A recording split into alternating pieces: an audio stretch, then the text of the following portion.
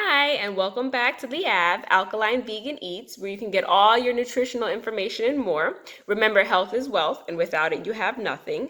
Thank you for joining me again to taking the steps into transitioning into an alkaline lifestyle and enhancing your quality of life. Remember, nothing happens overnight, so this is a transition that takes time. For some people, it could be a few months, it could be a few days, it could be a few weeks, and some people, it does take a few years. But the fact that you're trying is what's most important. So today I want to talk to you about hybrid fruits and vegetables, which are AKA unnatural fruits and vegetables. Believe it or not, they are out there. So what is a hybrid fruit and vegetable? Hybrid fruit and vegetable is when they take two vegetables or they take two fruits and they crossbreed them. Even from many years ago, before they started genetically modifying fruits and vegetables in labs, they would take two vegetables, they would take certain parts of the vegetables and they would crossbreed them. A lot of times they did this so that way they can produce more fruits and vegetables year round. So they would take out certain parts of a vegetable that wouldn't last through the cold winter, and they would put something else in that could last through the winter, so that way you would have this particular fruit or this particular vegetable through year round throughout the year that wouldn't die through the cold and wouldn't get eaten or get diseases from certain animals or certain things that would happen in the wild. So what's wrong with it? Well, okay, I know a lot of people say, yes, it's still a vegetable, so it should still be good for us.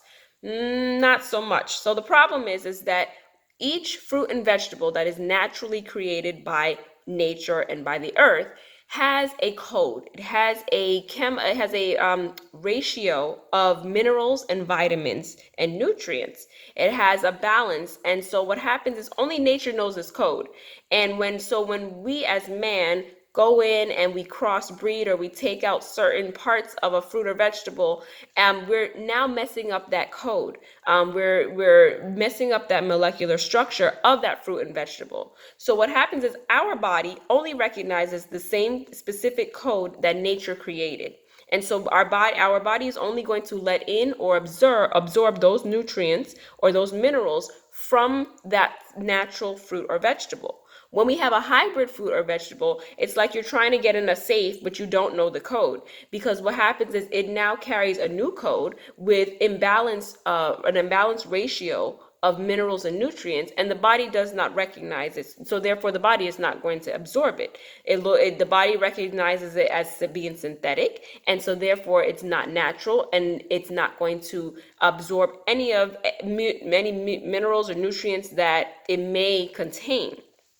So it's like, what's the point? Why eat a hybrid or a non-natural fruit or vegetable if your body's not going to recognize it and it's not going to absorb those nutrients?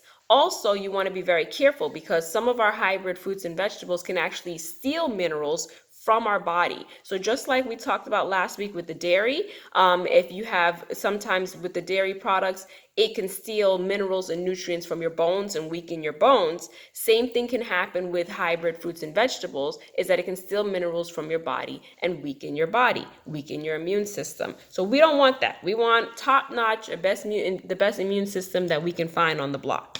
And so just remember, it has these ratios, and if it doesn't have the correct ratios, our body is going to say, well, this is not natural. We're not taking this in. So you don't want to eat wasted calories and add acidity and starch to your body, because with hybrid fruits and vegetables, you have to have a starch to bind these fruits and vegetables. So therefore, you're coming with a chemical compound, and you end up with that imbalance of minerals and vitamins. So only nature can make natural fruits and vegetables. The best way and easiest way to remember is if it doesn't have a seed, do not eat it. Because think about it. If it doesn't have a seed, how are you to plant that again to now regrow another fruit or vegetable? You can't. Usually people will say, hey, I can find carrot seeds or I can find broccoli seeds in Home Depot in the store. Yes, you can find them because technically they're not seeds, they're actually pellets. And these pellets were made so that way, yes, you can plant it and it can come out of the ground. The problem is that it can't reproduce. And once it can't reproduce, then you know that it was a hybrid fruit or vegetable. And so you just want to remember, if it doesn't carry seeds, that's the easiest way to remember. When you're in the supermarket, if it doesn't have seeds, don't buy it. So just think of it this way. If you are a BMW, Rolls Royce, Bentley, whatever it is that you consider your body as, you're going to want to put top-notch gas in your vehicle. So you want to put premium, or if they have anything higher than premium, you want to make sure that you put that in your body. You want to make sure, especially for top-notch vehicles, you're putting synthetic oil in there. You're not going to put just any regular oil inside your body.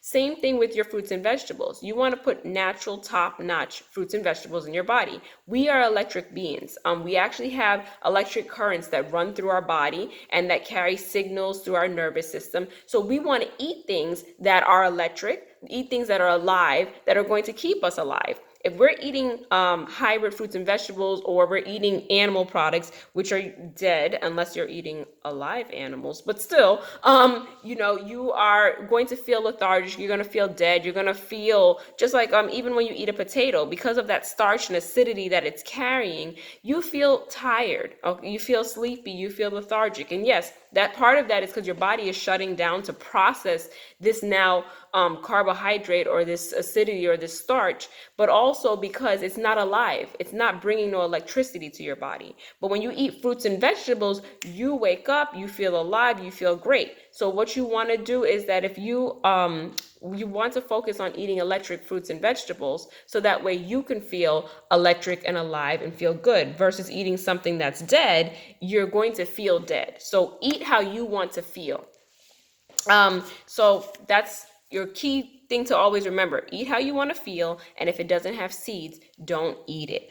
There are a couple of stores, farmers markets, stores other than your Publix or Walmart or any of your regular staple stores will have seeded fruits and vegetables. A lot of times, in Publix or Walmart, you cannot find seeded grapes. You cannot find seeded watermelon. So you're going to have to go to other stores to find these seeded fruits and vegetables. So that way you're carrying those good nutrients to your body.